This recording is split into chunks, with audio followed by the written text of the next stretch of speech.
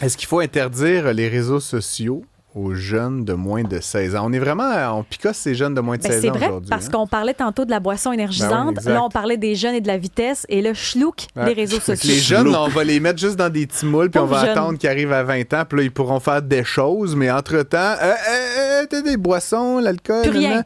Ça part tellement bien, Fred Francis. Bastien, ouais, ben c'est ça, exactement. On est content que tu sois Je voulais là. t'entendre, je voulais évidemment faire un petit débat. Partons entre de la nous. base. Attends, première affaire que je voudrais mettre au milieu de la table, c'est que 75% des Canadiens seraient d'accord pour interdire les réseaux sociaux aux moins de 16 ans. Mais selon un sondage Angus Reid. Ouais. Mais là, prenons un pas de recul, c'est qu'il y a des grosses rumeurs. Ça a sorti dans le Global Mail hier. Aujourd'hui, la presse en parle. Il y a d'autres journaux qui s'y intéressent. Que le gouvernement à Ottawa voudrait bannir les réseaux sociaux pour les moins de 16 ans. Déjà là, c'est intéressant puis c'est digne d'un paquet de débats. Mais là, ce qu'on entend aussi, c'est que dans ce projet de loi-là, qu'on a hâte de lire, là, parce que, à quoi ressemblera-t-il vraiment? Il y a peut-être aussi une question des erreurs des chatbots qui minent la vie des jeunes aussi, mais que ça ou non. Ben, tu sais, ils disent, ChatGPT a déjà causé des suicides, puis il y a des gens qui sont en amour avec leurs robots sur Internet, puis ça fait des dommages à la société. Donc là, ça, c'est un sujet ultra pertinent aussi, mais est-ce que ça a rapport avec les réseaux sociaux et moins de 16 ans? Puis il y a une autre affaire, c'est peut-être de faire un CRTC du web canadien qui serait responsable d'implanter ces nouvelles règles-là. Alors là, il y a plein d'affaires en même temps dans le projet de loi. Moi, je te connais depuis 10 ans, Fred Bastien, puis je dois t'avouer que je n'ai aucune idée de quel côté tu vas crécher dans ces débats-là. Ce que tu dis là, par contre, très important, parce que je trouve que dans le monde terrestre, là, on a des règlements, mais c'est le Far West sur le web.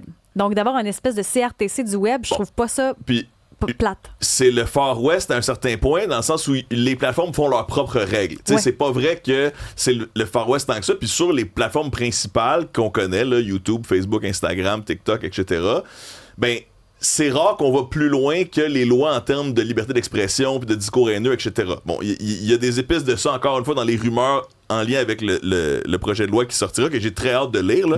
Mais si on revient à la prémisse, les réseaux sociaux pour les moins de 16 ans. L'expérience a été faite en Australie. Oui. Ils ont passé cette loi. Et là, tout dépendant du côté de l'activiste que tu regardes, c'est un échec ou une réussite. Bon, il y en a qui disent que ça sert à rien, 50% des ados sont encore sur Internet. Là, moi, je dis, mais c'est quand même 50% de moins qu'il y en avait avant. Là, on a sorti la moitié des adolescents verre à moitié du pays. plein, verre à moitié vide. Là. Exact. C'est ça, exact. Puis, rendu là, c'est très intéressant la question des réseaux sociaux, l'impact positif que ça a sur les sociétés. Je pense que ça se défend beaucoup mieux que la cigarette ou l'alcool, par exemple. Cependant, il y a aussi des impacts négatifs. Donc, où est-ce qu'on place cette espèce de règle arbitraire gouvernementale de l'âge de? On sait qu'au Québec, l'alcool, c'est 18. En Ontario, c'est 19. Bon, il y a la question de d'autres vices aussi. On vote à 18. Est-ce que, comme pour l'alcool, il y a des jeunes qui vont tricher un peu? On s'en doute. Là, c'est ce qui arrive, entre autres, en Australie. Les jeunes, ils se font des comptes sur d'autres réseaux. Tricher, c'est correct, mais à la limite, c'est le principe. Puis, mais c'est vrai que si tout le monde n'est plus dessus, parce que souvent, ce qu'on va entendre auprès des parents, c'est difficile de restreindre mon jeune parce que ses amis l'ont, fait qu'on l'exclut. En économie, on appelle ça une externalité de réseau. Là. C'est comme Exactement. si tout le monde est là, c'est coûteux de pas être là. Si personne n'est là, tu peux bien y aller, honnêtement, à quoi bon? Là? C'est si bien dit, et cette externalité de réseau a un impact pour les adolescents. Déjà, là, effectivement, mes amis sont tous là, je veux être là. Puis c'est ce qu'on attend dans les groupes de pression qui sont extrêmement pour bannir les réseaux sociaux pour moins de 16 ans. C'est les parents qui disent, moi j'ai beau faire preuve d'une responsabilité parentale, ce qui est la première chose que je préconise, moi, c'est comme ça doit être une discussion familiale avant tout.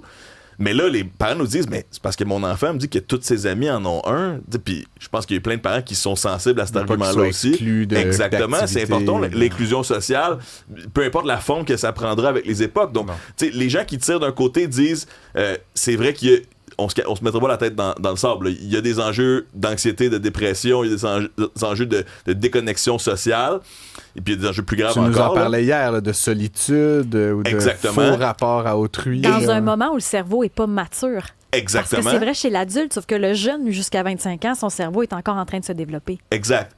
Mais il y a aussi la question de, on utilise ça pour apprendre, pour connecter avec des amis, être fan de trucs qui sont loin de nous. Tu sais, il y avait une statistique que j'avais entendue de YouTube il y a quelques années qui disait la majorité des jeunes de la génération Z sont fans de quelque chose que leur meilleur ami ne connaît pas. parce qu'on tripe sur tel groupe en Asie ou telle sous-culture. Moi qui Reddit. arrête pas d'envoyer du Mafra à Fred Bastien, du gros espèce de métal chanteuse random. 2,3 Je te l'ai envoyé même à toi. Là. C'est vrai. C'est la vrai, fille humaine, d'ailleurs. goth qui refait des reprises. Bref. OK, mais j'ai une question quand même, parce que là, tu dis YouTube. Ouais. Puis là, la question qu'on s'est posée en ouverture d'émission, Isabelle et moi, c'est quoi un réseau social en 2026? YouTube. Très pour moi, Reddit? moi, j'associe pas YouTube à un réseau social, personnellement. Puis, effectivement... certainement pas autant que TikTok ou Facebook ou Instagram. C'est tellement intéressant. Reddit, c'est un réseau social? Définitivement. Ouais, moi, je mettrais Reddit. Mais puis même, ouais. YouTube, ça dépend. Il y en a qui vont écouter des émissions de 1 demi-heure sans jamais interagir. D'autres qui vont publier des vidéos suite aux commentaires qu'ils ont reçus, ce qui ressemble un peu plus à un média social. Mais les à jeux cet vidéo, égard. des fois, deviennent donc un réseau social. Oui, Tu bavardes en ligne en direct. Exact. Fortnite, il y a de la discussion vocale aussi. Puis ça repose la question encore, est-ce que tu veux que ton jeune joue à Fortnite, joue à des jeux vidéo, trip avec ses amis? Moi, au secondaire, j'arrivais chez moi, je jouais à Halo 2, puis je revoyais mes amis de l'école, puis j'interagissais socialement avec eux. Je pense que c'est un positif dans ma vie. Ensuite, est-ce que... Puis attendre à 16 ans avant de jouer à des jeux vidéo, je suis désolé, c'est un peu absurde. Est-ce que Halo 2 était aussi facilement conçu pour aller chercher les jeunes que les jeux vidéo d'aujourd'hui? Est-ce que, dans le fond, ce que je pose comme question, c'est est-ce que les jeux vidéo de 2002 étaient aussi addictifs que les jeux vidéo de 2026? Je vais prendre exactement le concept que tu viens d'énoncer, puis je vais le formuler différemment. Ouais. Est-ce que Halo 2 était aussi un bon jeu que Fortnite? Non. Tu sais, j'ai joué à Halo, c'est un jeu de marde, honnêtement, quand tu compares à Fortnite. Premièrement, c'est un excellent jeu. Oui, mais Fred, deuxièmement, je comprends que les jeux sont bien meilleurs aujourd'hui. Ben, ça dépend du point de vue. Moi, je trouve que le Super Nintendo, il n'y a rien eu de mieux après. Fait que ça dépend de la perception. Okay, mais...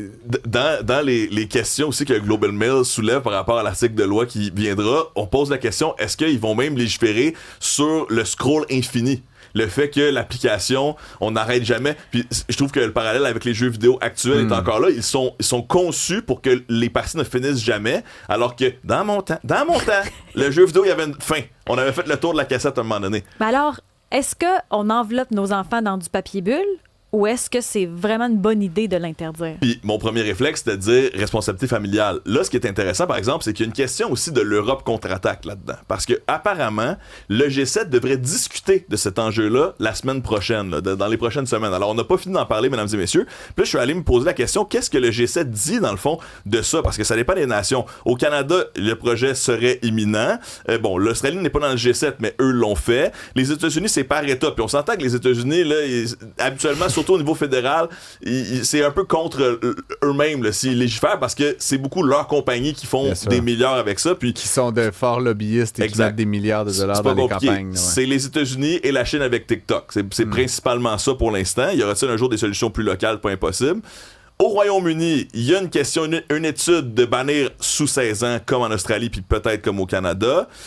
En France, on propose prochainement en bas de 15 ans une interdiction. Donc, il y a plusieurs pays qui commencent à puis si ailleurs dans le monde, ça se fait, ça normalise aussi peut-être cette législation que certains vont voir comme abusive aussi. Puis le fondement de tout ça, c'est qu'on n'est pas capable d'intervenir auprès des grandes compagnies. Là. On n'est pas capable d'aller vers eux pour refaire les réglementations. C'est un peu ça. On n'est pas capable ou on est peu capable. Ça dépend. Parce que des fois, je veux dire, Google discute avec les gouvernements fédéral et provincial. Facebook. C'est plus difficile. C'est ça. Ils existent, mais ils sont plus... TikTok. Plus comment dire... Certains. Bon, c'est toi qui l'as dit, là. Je cherchais un mot plus mais ils sont plus habiles. Ils sont plus habiles pour éviter les législations. Ils sont en train de se battre, d'ailleurs, dans l'équivalent de la Cour suprême anglaise en Angleterre, parce que eux ils disent vous nous demandez de payer trop pour... Il y a aussi puis il y a la question de réglementer les réseaux sociaux, puis la question de leur taxation et leurs impôts et à quel point ils contribuent aux écosystèmes locaux. On n'est pas capable de les faire changer. Ben, sommes-nous capables? Puis est-ce que cette nouvelle réglementation réussirait à avoir de la pogne? Est-ce que ce nouveau, entre guillemets, CRTC du web, qui est peut-être dans le projet de loi, selon ce qu'on lit, c'est Mark Miller qui porte le projet présentement, on a tous très hâte de l'entendre, lui qui, en avril, avait déjà commencé à lever un certain drapeau là, en disant ça va peut-être venir un peu plus de montrer les dents envers les géants du web. T'sais, il disait faut étudier cette question, mais là maintenant, cette semaine, il disait je pense qu'il est évident pourquoi c'est une priorité. Des enfants meurent. Bon. Là, je trouve qu'il y a un Kids are dying, politique. mesdames et messieurs. Ouais, encore une fois, est-ce factuel? Peut-être. Tu sais, il y a des cas où une réflexion on va très loin avec ça. Il y a aussi, malheureusement, toujours eu des dramatiques puis des drames pour les jeunes.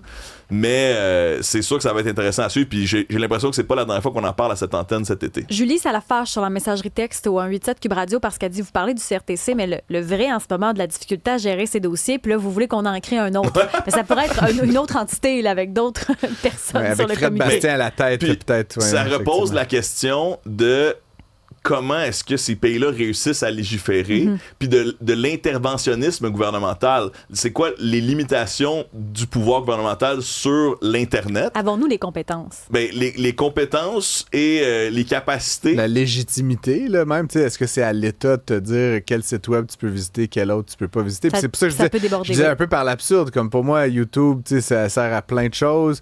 Puis même, Facebook, bon, on dit souvent que c'est un réseau social de vieux, là, puis je le prends un peu personnel. Mais c'est le réseau social mais ça au Québec reste que le plus Messenger, en ce pour moment. moi, c'est pas un outil, c'est un réseau social, mais c'est aussi un outil de travail. Je sais pas. La question se pose. Je veux dire, j'ai des amis qui permettent à leurs enfants d'aller sur Messenger Kids, qui est la version pour enfants de l'application Facebook, là, pour échanger des messages. Donc, l'application Messenger, tu peux voir ça de deux côtés. D'un côté, tu te dis, c'est Mark Zuckerberg qui est très content d'endoctriner des jeunes en partant. Oui, et de l'autre côté, tu te dis, c'est des parents responsables qui montrent à petite dose à quoi ressemblera la vie sociale et professionnelle de ces enfants-là plus tard. Exact. On ne peut échapper aux réseaux sociaux. Donc, encore une fois, il y a la question, oui, d'éducation, mais la question des problématiques et des menaces, mais aussi des opportunités, puis de bien préparer nos jeunes à ce qui s'en vient. À 16 ans, est-ce qu'à 16 ans et un jour, soudainement, on te lance dans l'Internet?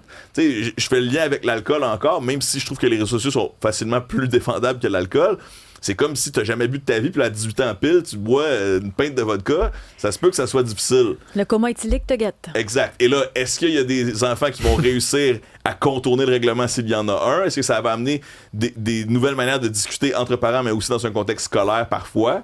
Tu sais, c'est une argumentation très intéressante, puis je trouve que c'est la première fois où il y a un effort mondial qui s'organise, peut-être concerté, et ça a aussi un impact sur l'aspect politique. Après 10 minutes de chronique, je sais toujours pas où tu sièges par rapport à ça. Donc, demain matin, il y a un vote à l'Assemblée nationale. Non, tu es un élu. Tu votes pour ou contre interdire? Faut que je vois l'article de loi. Faut vraiment que je lis l'article de loi. C'est dommage comme ça, comme réponse. Non, c'est bon parce que je trouve que quand il s'agit de ce sujet-là, on dirait qu'on est noir et blanc et on n'accepte pas la zone grise. Puis moi, ta zone grise, je l'aime parce qu'on est là quand même dans cette situation-là. Complètement. Encore une fois, si on va enjeu par enjeu, est-ce que je pense que ça a été une bonne chose dans les écoles d'enlever les téléphones cellulaires? Absolument. Semblerait que oui. La plupart des échos qu'on a entendus, c'était bon. Certaines écoles l'avaient fait avant, puis vraiment vendent cette idée. On le voit de plus en plus. Donc, puis là, moi, maintenant qui est père, j'ai un enfant de 5 mois, là, je pense déjà à ça. Je me dis, comment est-ce que je vais réussir à l'amener dans ce monde numérique en essayant de réduire les méfaits, de prévoir les aspects négatifs, mais aussi de lui permettre d'apprendre, d'avoir du plaisir, de connecter. Il y a des choses extraordinaires sur le web. Je veux dire, je suis YouTuber. T'es un enfant du web, je suis un c'est ça, enfant exact. du web. Je vais toujours avoir une place dans mon cœur pour l'Internet. Maintenant, comment on réussit à ce que ce soit le plus optimal possible pour nos sociétés en 2026? Ça va être un débat intéressant. Merci, Fred Bastien. Un grand bonheur. Du web à la réalité, il y a un raton laveur qui a été retrouvé mort sur le terrain de quelqu'un. Ce raton laveur avait la rage, mais cette dame n'aurait jamais pensé avoir à faire tout ce qu'elle a dû faire pour se sortir de ça. Le raton avait des conséquences inimaginées. Et vous saurez comment et pourquoi